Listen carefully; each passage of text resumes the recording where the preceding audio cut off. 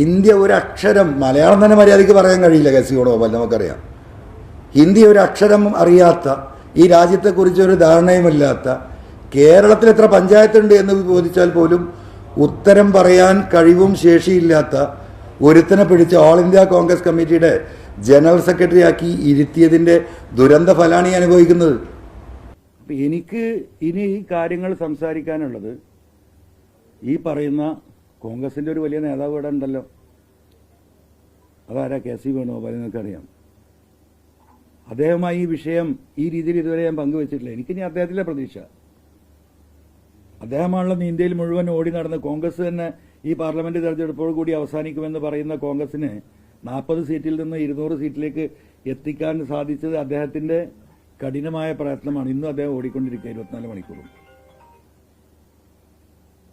അദ്ദേഹത്തോട് ഈ വിഷയം എനിക്ക് സംസാരിക്കാനുണ്ട്. എനിക്ക് കുറച്ച് എൻ്റെ ഗ്രീവിയൻസ് പറയാനുണ്ട്.